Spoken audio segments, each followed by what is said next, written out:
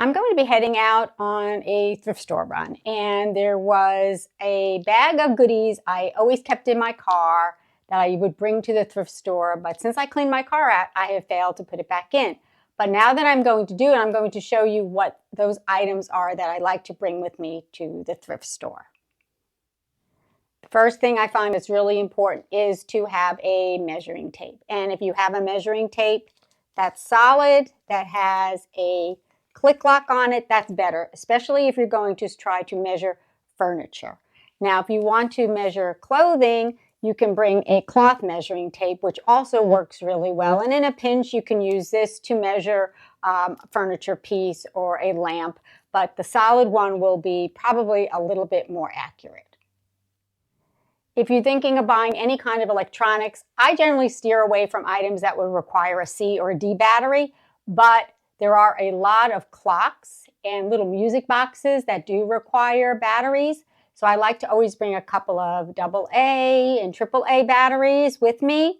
And if you have the opportunity, Dollar Tree sells packages of 4, and you can get them just to throw them in your bag, and you can keep them for the thrift store only use.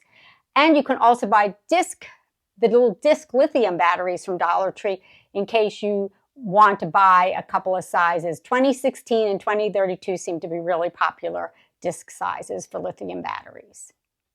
When going shopping for clothing, sometimes you'll find a stain or a spot on the item and you're not sure if you could maybe get it off. Well, I learned this trick from the tailors at a department store 20 plus years ago, and they said alcohol really works. So if you can grab some alcohol swabs and keep them with you, that would be really beneficial because you might be able to find out that the lipstick stain, maybe the small ink stain, the small grease stain can be removed readily with just a little bit of alcohol. And then when you take it home, you can wash it thoroughly and you'll have a great item for a great reduced price. Trying on shoes and boots is tricky. People don't like to buy used shoes, but I have found a lot of brand new shoes at the thrift store, and I can tell they're new. There is no marks on them. The soles have not been worn at all, and sometimes they are just a great buy, and you can't resist, so you bring them home. And certain shoes, like sneakers, you can wash. You can watch my video on washing your sneakers, and others you can just clean up thoroughly and put some good powder in them and put new insoles in them if you'd like. And what I like to make sure is I have a thin pair of athletic socks. And believe it or not, you can bring a pair of Peds or a pair of nylons or trouser socks with you if you plan on trying on high heels. I don't generally buy high heels, and I don't like my shoes to feel tight, so I will just try them on with these very ultra thin sneaker socks that I have.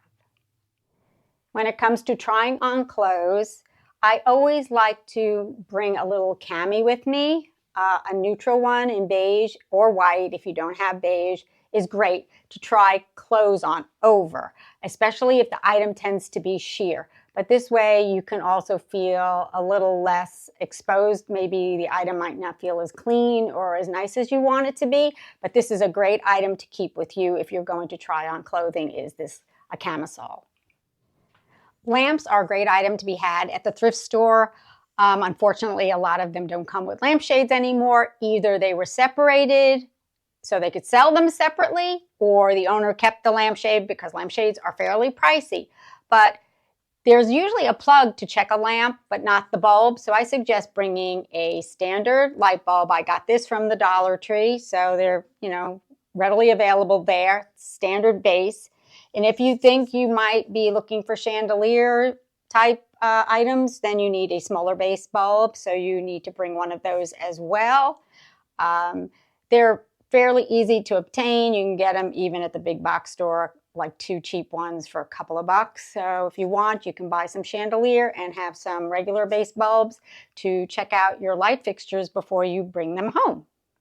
The last thing I would definitely recommend is have all your measurements. Keep your measurements either in your phone under notes or somewhere you can access them easily.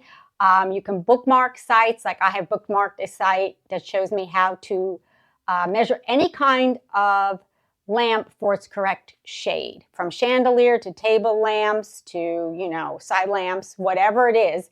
And I'll put that link in my description below. So that's helpful as well, to have all your measurements easily accessible in your cell phone. That's a great place to keep them. If not, put them down on a piece of paper if that works for you, and put them inside, hold them with your other goodies in a little Ziploc bag and take that into the store with you, especially if you know you're going to be looking for a lampshade.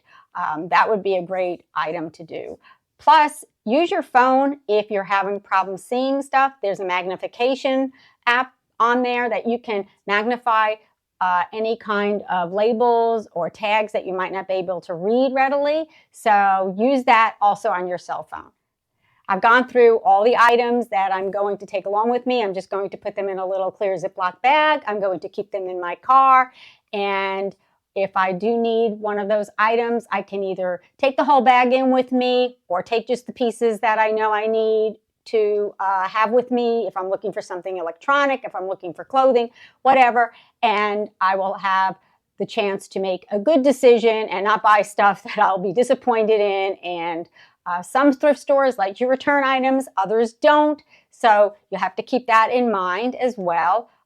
Goodwill lets you return only for a credit. So that's something to just remember. So you do have that option if you do make a mistake to return items. When you want to buy furniture, make sure you know what your car can handle. Make sure you know what the dimensions of the interior of your car are, how your car works. Mine has a split back seat. I can just either fold this down or I can flip it completely up like that. I can then run longer stuff in through the middle.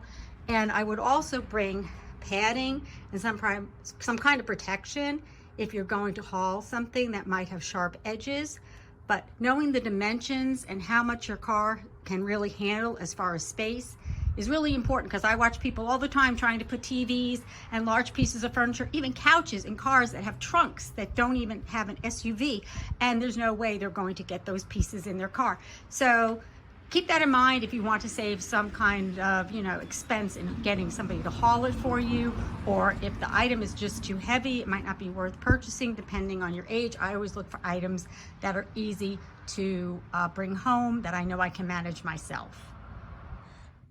Just for reference, this is one of the items I was able to bring home in my car without any trouble. I was able to fit it in, carry it myself.